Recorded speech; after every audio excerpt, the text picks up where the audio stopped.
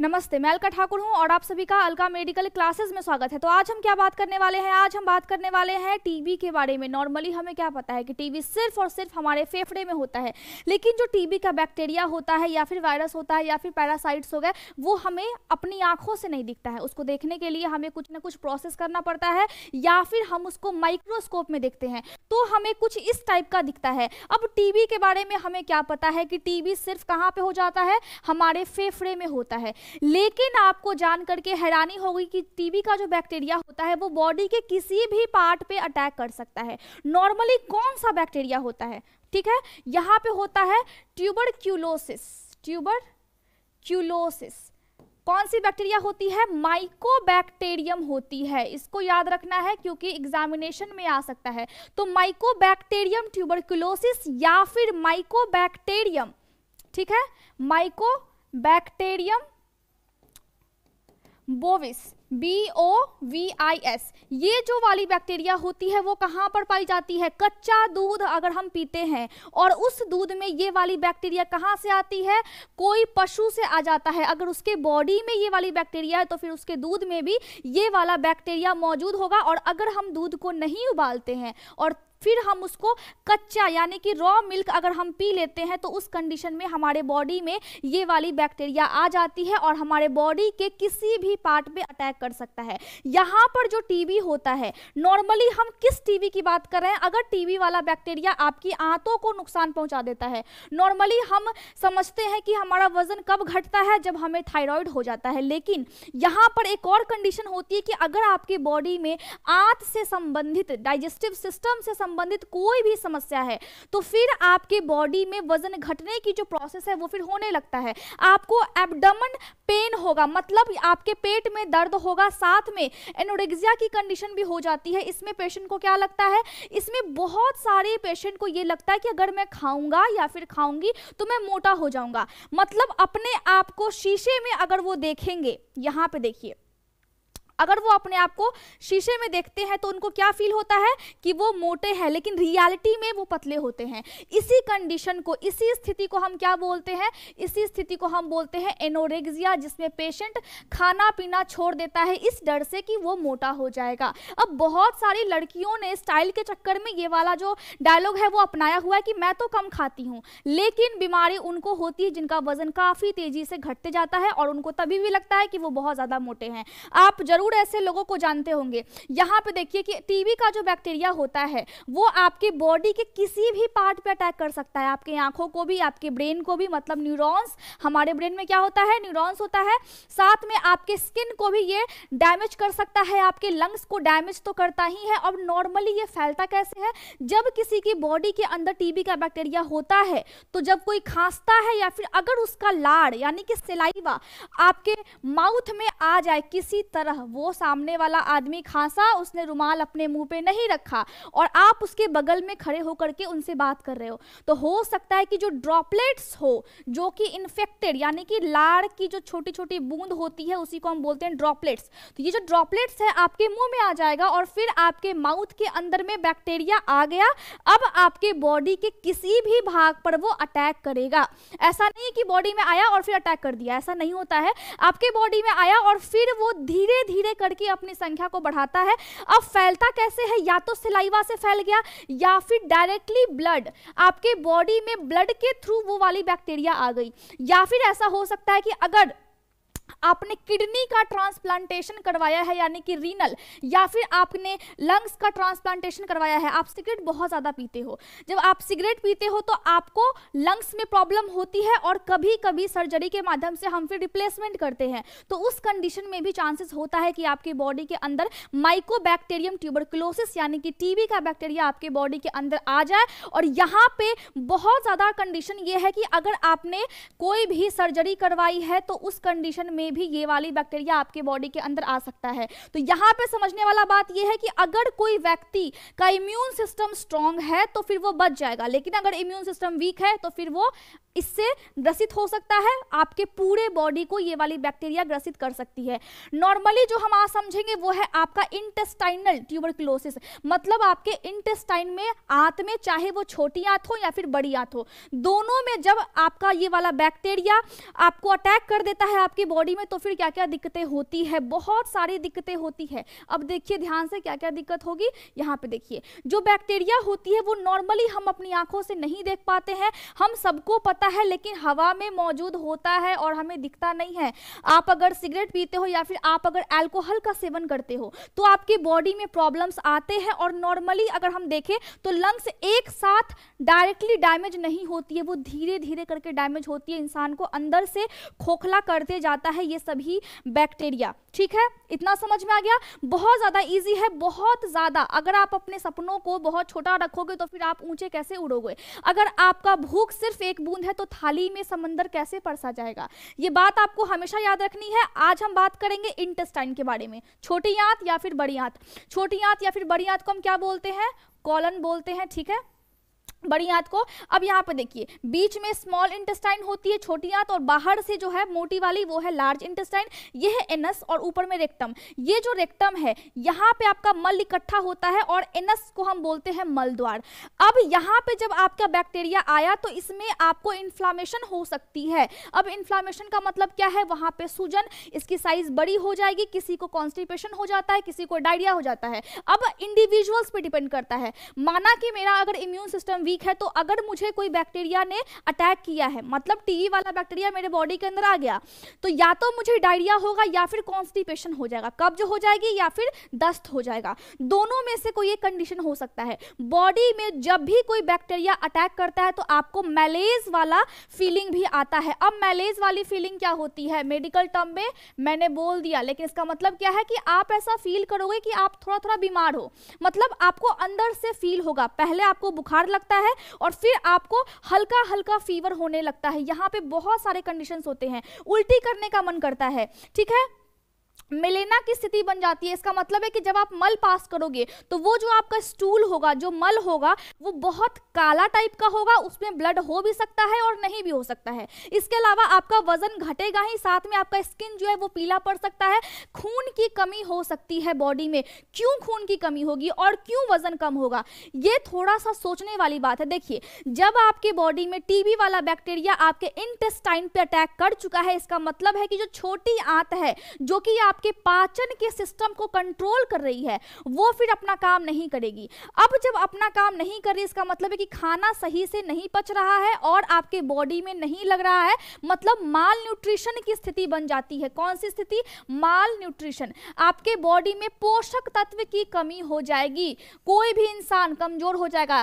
पूरे world wide में जो इंटेस्टाइनल टीबी है वो लगभग 1 से लेकर के 3% लोगों को है, और पूरे इंडिया में लगभग टीबी का बैक्टीरिया कितने लोग लेके घूम रहे हैं, 40% लोग अपने अंदर, बॉडी के अंदर टीबी का बैक्टीरिया लेकर के घूम रहे हैं, जिसमें से बहुत ज्यादा यानी कि 28% लोग, 28% लोग बिल्कुल ही टीबी से ग्रसित है और उनको बहुत सारे लक्षण आ रहे हैं, उनके बॉडी में फिर प्रॉब्लम्स हो रहे हैं। 40% में वैसे लोग भी है जिनके बॉडी में टीबी का बैक्टीरिया है, मतलब लक्षण अभी अपना नहीं दिखा रहा है लेकिन वो है उसके बॉडी में। अगर आपके बॉडी में टीबी का बैक्टीरिया होगा तो आपका पेट आगे की तरफ निकल जाएगा, जिसको हम क्या बोलते हैं, एब्डोमिनल डिस्टेंशन बोलते हैं, या फिर आपको साइटस की प्रॉब्लम हो जाएगी, मतलब पेट में पानी भरने की समस्या को हम क्या बोलते हैं, साइटस बोलते हैं, और इस पर मैं ऑलरेडी डिटेल्ड लेक्चर बना चुकी हूं। हिपैटोमेगैली का कंडीशन हो जाएगा, मतलब क्या हुआ, मतलब जो लीवर का साइज है, आपके बॉडी में लीवर होता है ना, तो लीवर का साइज बड़ा हो जाएगा, स्प्लीन का साइज बड़ा हो जाएगा। कहां पे है लीवर, कहां पे है स्प्लीन, देख ले हम एक बार। यहां पे देखिए, यहां पे देखिए स्प्लीन कहां पे होता है, ये छोटा सा यहाँ पे आपके पेट के बगल में होता है। लीवर यहाँ पे है तो लीवर का साइज बड़ा हो जाएगा, मतलब फैटी लीवर की कंडीशन भी हो सकती है, याद रखना है हमेशा ये बात। तो अगर आपके बॉडी में कोई भी प्रॉब्लम होता है तो फिर आपको दिक्कत तो होगी ही। आपके आंत में अगर इन्फेक्शन है तो यहाँ पे 4 चीजें हम देखते हैं नॉर्मली। क्या देखते हैं, एक बार देख लेते हैं। अगर आपकी बॉडी में इन्फेक्शन आया है तो इसका मतलब है सबसे पहला क्या होगा कि अल्सर बन जाएगा, आपके आंत में अल्सर बन जाएगा, मतलब अल्सरेटिव वाला कंडीशन हो जाएगा। ये जो फॉर्म होता है यहाँ पे, जैसे मुंह में छाला होता है वैसे ही आपके आंत में छोटा सा, या तो बड़ी आंत या फिर छोटी आंत यहाँ पे हो जाएगा, और जिसको हम बोलते हैं अल्सरेटिव फॉर्म बोलते हैं। अब दूसरा क्या हो सकता है, दूसरा ये हो सकता है कि यहाँ पर अल्सर के साथ साथ क्या हो जाए, यहाँ पर अल्सर के साथ साथ हाइपरट्रॉपिक वाली स्थिति बन जाएगी। अब हाइपरट्रॉपिक वाली स्थिति क्या होती है कि यहाँ पे छाला टाइप का भी है और उसमें बीच में कुछ पस टाइप का भी बन रहा है, ठीक है, यहाँ पे बन जाए या फिर अंदर में बन जाए। तीसरा ये होता है कि अल्सेरो हाइपरट्रॉपिक, मतलब वहां पे क्या हो गया, वहां पे छाला भी है, पस भी है और आसपास इन्फ्लामेशन भी है, छोटी सी गांठ टाइप की भी बनी हुई है। तो यहाँ पे 3 कंडीशन होता है और चौथा भी एक होता है जिसको हम बोलते हैं फाइब्रो स्ट्रेचिंग स्ट्रक्चरिंग, ठीक है। यहाँ पर क्या होगा कि रेशे टाइप का बन जाएगा और जब रेशे टाइप का बन जाता है इसका मतलब क्या है कि आपकी जो आंत है वो पूरी तरह से ब्लॉक हो गई है। उस कंडीशन में सर्जरी करके वहां पे उसको हटाना पड़ता है, जिसकी वजह से पेशेंट को बहुत ज़्यादा तकलीफ होती है, सीवियर कॉन्स्टिपेशन हो सकता है।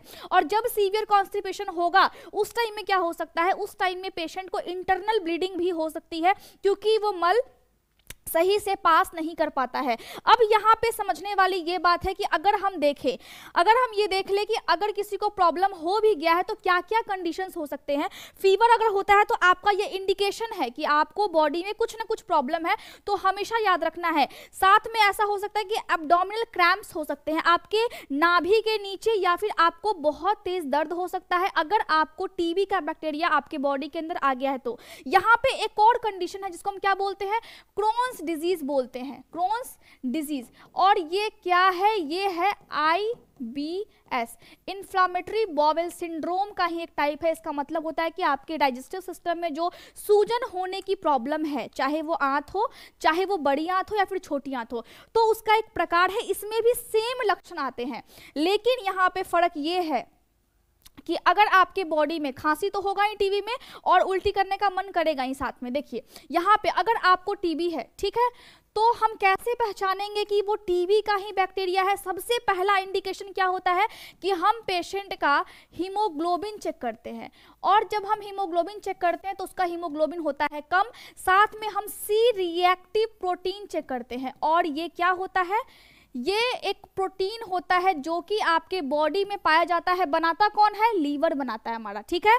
तो ये जो प्रोटीन है इसकी जो अमाउंट होगी वो हाई होगी। अब जब ब्लड में इसकी अमाउंट हाई होती है इसका मतलब क्या है, इसका मतलब ये है कि बॉडी में कहीं ना कहीं सूजन है। अगर एक्स्ट्रा हाई है इसका मतलब है कि आपके बॉडी के अंदर सूजन होने वाला कोई ना कोई चीज तो है जो आपकी बॉडी में सूजन को पैदा करता है।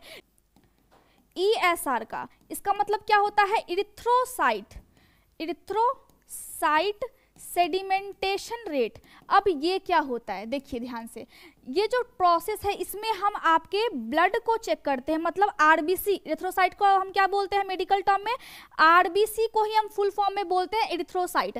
अब इसमें जब हम ये चेक करते हैं अगर ये बढ़ा हुआ है पेशेंट के बॉडी के अंदर, तो हम ये मानेंगे कि हाँ उसके बॉडी में सूजन वाले सब्सटेंसेस तो है, क्योंकि हम डबल चेक करते हैं। पेशेंट को कोई एक चीज चेक करके हम दवाई नहीं दे सकते, इसलिए हम 2-3 चीजें चेक कर लेते हैं। जब आपका ESR बढ़ा होगा इसका मतलब है कि आपके बॉडी में कहीं ना कहीं इन्फ्लामेशन है। अगर ESR यानी कि अगर ये कम हो जाता है नॉर्मल अमाउंट से, तो क्या होगा, तो आपको दिल में बीमारी होने की संभावना बहुत ज्यादा होती है, खतरा बहुत ज्यादा बना हुआ रहता है। तो इतना समझ में आ गया कि किस तरह से आपकी बॉडी में चेकअप्स किए जाते हैं। अब हमने हीमोग्लोबिन भी चेक कर लिया, हमने यहाँ पे प्रोटीन टेस्ट भी कर लिया, ESR को भी हमने चेक कर लिया, और हम क्या चेक कर सकते हैं, देखिए जब भी बॉडी में होता है तो टीबी का बैक्टीरिया को जब हम चेक करते हैं तो उसमें हम एक और चीज चेक करते हैं, हम ये टेस्ट करते हैं एसिड फास्ट स्टेन। तो एसिड फास्ट स्टेन से हम क्या मानते हैं कि जो टीबी का बैक्टीरिया है उसको हम फिर टेस्ट करते हैं।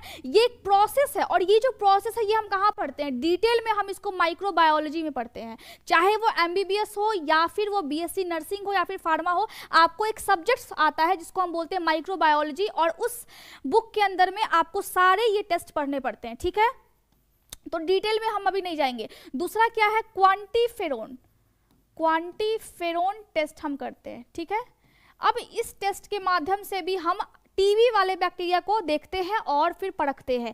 तीसरा टेस्ट हम क्या कर सकते हैं कि वो टीबी वाला बैक्टीरिया है या फिर नहीं है, पॉलीमेरेज चेन रिएक्शन। ये सारे जो रिएक्शंस है वो हम माइक्रोबायोलॉजी में पढ़ते हैं डिटेल में, आपको बस नाम जानना है अभी। साथ में लास्ट हम क्या कर सकते हैं, सीटी स्कैन कर सकते हैं पेशेंट का, साथ में हम क्या कर सकते हैं, अल्ट्रासाउंड कर सकते हैं। और अगर पेशेंट को और हमें देखना हो कि उसकी बॉडी में कोई और प्रॉब्लम तो नहीं है, तो हम क्या करेंगे, तो हम उसका एंडोस्कोपी कर सकते हैं। ठीक है, एंडोस्कोपी भी कर सकते हैं, या फिर अगर एंडोस्कोप के माध्यम से हम छोटी आंत में या फिर बड़ी आंत में उसको चेक करते हैं तो हम क्या बोलते हैं, कोलोनोस्कोपी हम उसको बोलते हैं। ठीक है, ये सारे टेस्ट हम करते हैं, और ये सारे टेस्ट करके फिर जा करके अगर निकलता है कि वो टीबी वाला बैक्टीरिया है, तो फिर हम 3 चीज़ से उसका इलाज करते हैं। पहला ये कि हम मेडिकल ट्रीटमेंट देते हैं जिसमें हम दवाइयाँ देते हैं। अब ये डिपेंड करता है इंडिविजुअल पे, किसी को बुखार बहुत तेज है, किसी को बुखार बहुत कम है, किसी को पेट में तकलीफ है, किसी के बॉडी में खून बहुत ज़्यादा कम हो गया है, किसी के बॉडी में हीमोग्लोबिन की अमाउंट बहुत ज़्यादा कम हो गई है। तो वो सिम्टम्स पे डिपेंड करता है कि हर एक व्यक्ति कैसा महसूस कर रहा है। किसी का इम्यून सिस्टम बहुत ज़्यादा वीक है, किसी का नॉर्मल है, किसी का ठीक ठाक है, तो उसके हिसाब से हम पेशेंट को मेडिसिन देते हैं। दूसरा हम क्या कर सकते हैं, सर्जरी कर सकते हैं। अब इसमें डिफरेंट टाइप के होते हैं, और उसमें हम क्या कर सकते हैं, एक हम स्टेंट भी लगा सकते हैं अगर आपके बॉडी में, अगर आपके इंटेस्टाइन में ब्लॉकेज हो जाती है तब।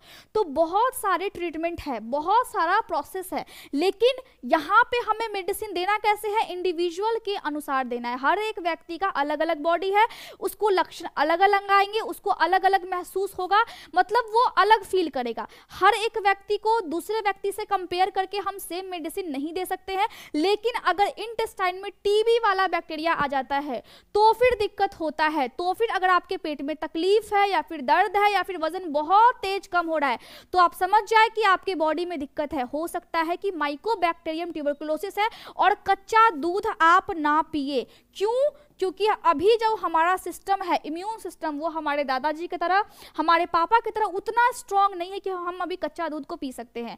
हमें अभी दूध को उबाल करके पीना है, क्योंकि यहाँ पे खतरा क्या होता है, माइकोबैक्टीरियम बोविस जो बैक्टीरिया है वो उस कच्चे दूध में पाया जा सकता है, जो हमारे इंटेस्टाइन को, हमारे पूरे सिस्टम को, गैस्ट्रो इंटेस्टाइनल सिस्टम हम किसको बोलते हैं, मुंह से लेकर के पूरा एनस तक जो पूरा रास्ता है, जो पूरा अंग है, उसी को हम जीआई ट्रैक बोल सकते हैं, या फिर गैस्ट्रो इंटेस्टाइनल सिस्टम बोल सकते हैं। ठीक है, तो आपको ध्यान रखना है, आपको हमेशा याद रखना है कि बहुत अच्छे तरीके से नोट्स बनाने हैं।